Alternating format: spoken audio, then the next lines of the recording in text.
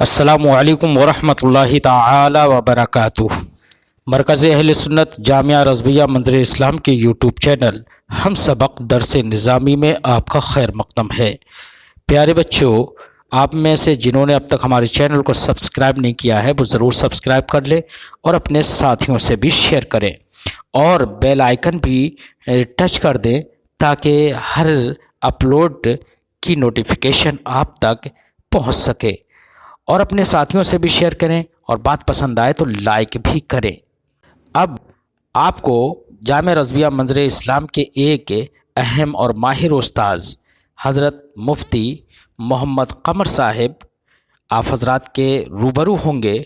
وہ آپ کو تلخیص المفتاح جو بلاغت کی ایک مشہور ترین کتاب ہے وہ پڑھائیں گے۔ آپ حضرات ان سے غور سے سنیں اور اپنی کتاب کو یاد کریں۔ السلام علیکم ورحمۃ اللہ وبرکاتہ۔ بسم اللہ الرحمن الرحیم۔ الابدال من المسند الیہ، یہاں سے مصنف علیہ الرحمہ مسند الیہ سے بدل کن کن اسباب کے، کن وجوہ کے، کن دواعی کے پیش نظر لاتے ہیں ان کو تحریر فرماتے ہیں رہا مسند الیہ سے بدل لانا تو یہ زیادتی تقریر کے لیے ہوتا ہے، زیادتی پختگی کے لیے ہوتا ہے، زیادتی تقریر کے لیے یعنی کہ خوب اپنی بات کو پختہ کرنے کے لیے ہوتا ہے۔ بدل کی قسمیں آپ جانتے ہیں کتنی ہیں؟ 4 ہیں۔ ایک کیا بدل الکل، دوسرا بدل البعض، تیسرا بدل اشتمال، چوتھا بدل غلط۔ تو یہاں پر مصنف علیہ الرحمہ 3 بدل کی مثال پیش کریں گے، بدل الغلط کی مثال پیش نہیں کریں گے، اس لیے کہ فصاحت و بلاغت میں غلطی سے کیا کام، اس لیے بدل کی 3 مثالیں پیش فرمائیں گے۔ تقریر کا مطلب کیا ہوتا ہے؟ تقریر کا مطلب ہوتا ہے تکرار اسناد، یا یہ کہہ لیجئے کہ تقریر ہمیں کیسے حاصل ہوگی؟ تکرار اسناد سے۔ اب ہمیں بدل کی تمام مثالوں میں، چاہے بدل القل کی ہو، چاہے بدل الغباس کی ہو، یا بدل اشتمال کی ہو، یہ دیکھنا ہے کہ تکرار اسناد ہے یا نہیں۔ اگر تکرار اسناد ہوگی تو ہم سمجھ لیں گے کہ یہاں پر زیادتی تقریر ہے۔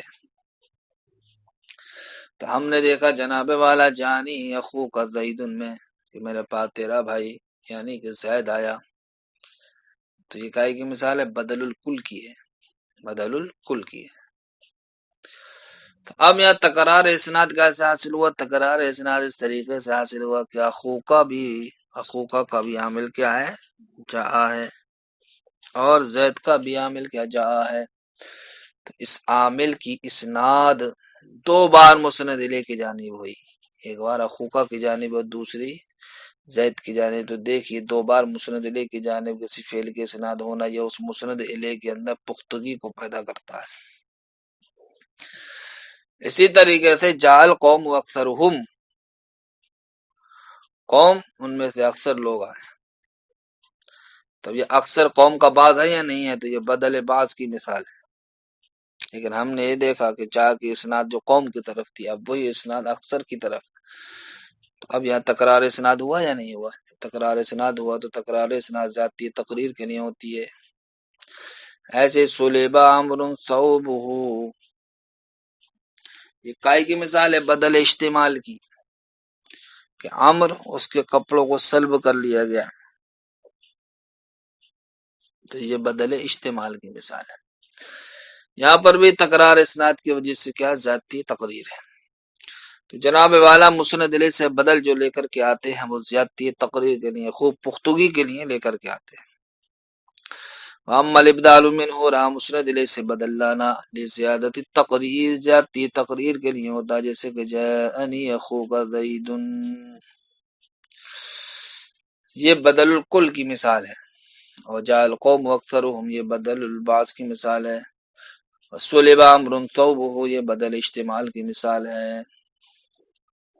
العطف علی المسند الیہ، یہاں سے یہ بتاتے ہیں کہ مسند الیہ پر عطف کرنا کن وجوہ سے ہوتا ہے، کن دواعی، کن اسباب کی بنیاد پر ہوتا ہے۔ فرماتے ہیں کہ مسند الیہ پر عطف کرنا کسی چیز کا یہ کیوں ہوتا ہے؟ یہ مسند الیہ کی اختصار کے ساتھ تفصیل کے لیے ہوتا ہے، مسند الیہ کی اختصار کے ساتھ تفصیل کے لیے ہوتا ہے۔ جیسا کہ ہم کہیں جانی زید و عمر، میرے پاس زید اور عمر آیا۔ اب دیکھیے یہاں پر مسند الیہ کے اختصار کے ساتھ کیا ہوئی تفصیل ہو گئی کہ آنے کا تعلق صرف زید ہی سے نہیں ہے بلکہ آنے کا تعلق عمر سے بھی ہے۔ کیسے ہے؟ عمر سے بھی ہے۔ اب دیکھیے دونوں مسند الیہ کا ذکر ہو گیا ایک ہی مسند کے ذریعے، وہ کیا ہے؟ جا۔ تو یہاں پر ہمیں مسند الیہ کی تفصیل حاصل ہوئی کہ آنے والے کتنے لوگ ہیں بھیا؟ 2 لوگ ہیں آنے والے، کون کون؟ زید اور عمر، زید اور عمر۔ اب اگر ہم جناب والا ہمیں اگر اختصار مقصود نہ ہوتا تو ہم یوں کہتے جانی زید و جانی عمر، لیکن اسی جانی زید و جانی عمر کا کام کس جملے نے کر دیا؟ جانی زید و عمر نے۔ کیوں؟ اس لیے کہ یہ جملہ ایسا جملہ ہے کہ جہاں پر دوسرے والے اسم کا عطف کیا گیا پہلے والے اسم پر۔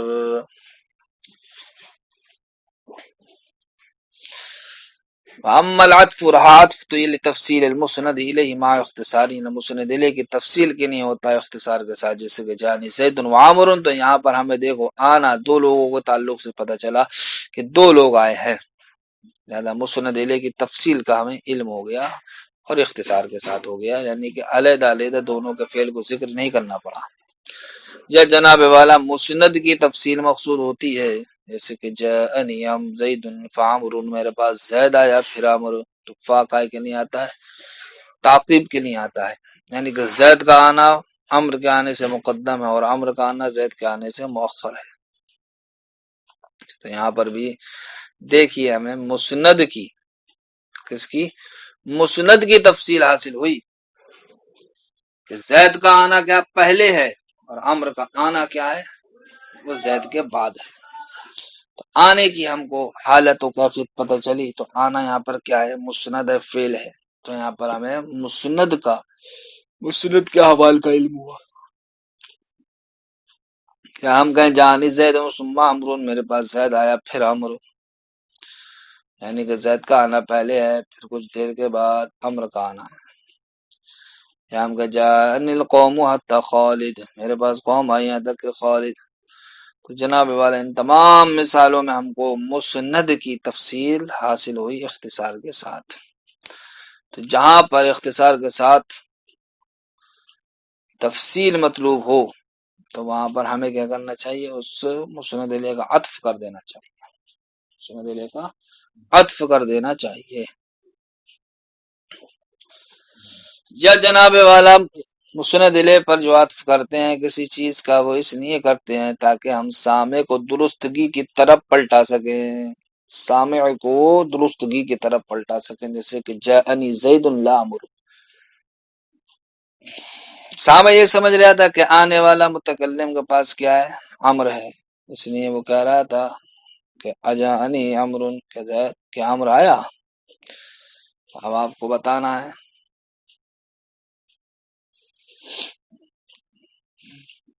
اس طریقے سے بتائیں گے آپ اس کو، اس کی درستگی کی جانب جو لوٹائیں گے تو کہیں گے جانی زید لا عمر، جو اس وقت جب کہ متکلم یہ جانتا ہو کہ عمر آیا ہے۔ اب آپ نے یہاں پر اس سامع کو خطا سے، جو آنے پر جو گمان کر رہا ہے یا اس خطا پر ہے، وہ اس خطا سے آپ نے درستگی کی طرف لوٹا دیا۔ یا جناب والا ایک حکم کو دوسرے کی طرف پھیرنے کے لیے کیا کر دیتے ہیں؟ ہم مسند الیہ پر عطف کر دیتے ہیں، جیسے کہ جانی زید بل عمر، میرے پاس زید آیا ہے بلکہ عمر۔ اب دیکھیں لفظ بل کے ذریعے سے جو آنے کا حکم تھا زید کے لیے وہ منتقل ہو گیا اب عمر کی طرف، کہ اب آنے والا کون ہے؟ عمر ہے، نہ کہ زید۔ اما جانی عمر بل زید، میرے پاس عمر نہیں آیا بلکہ زید۔ یہاں پر مطلب یہی ہے کہ نہ آنے کی نسبت جو اولاً عمر کی جانب کی گئی وہ عمر کی جانب نہیں ہے بلکہ کس کی جانب ہے؟ زید کی جانب ہے۔ یا پھر جناب والا مسند علیہ پر جو عطف کرتے ہیں وہ یا تو اس لیے کہ متکلم کو شک ہے یا متکلم سامع کو شک میں ڈال رہا ہے، جیسے جانی زید او عمر، میرے پاس زید ہے، زید آیا یا عمر. اب یہ دونوں وجہ سے ہو سکتا ہے، یا تو اس وجہ سے ہوگا کہ متکلم کو شک ہے، اس نے کہا جانی زید او عمر، میرے پاس زید آیا یا عمر، یا متکلم کو شک تو نہیں ہے لیکن وہ سامع کو شک میں ڈالنا چاہتا ہے کہ سامنے چکر میں پڑ جائے گا، پتہ نہیں آنے والا کون ہے، زید ہے یا عمر. ان وجوہ کے پیش نظر مسند الیہ پر عطف کیا جاتا ہے. رہا مسند الیہ اور مسند کے درمیان ضمیر فصل کے ذریعے سے فصل کرنا، دوری کرنا، یہ کس لیے ہوتا ہے؟ یعنی کہ مسند الیہ کے لیے ضمیر فصل کو لانا، ضمیر فصل کو لانا.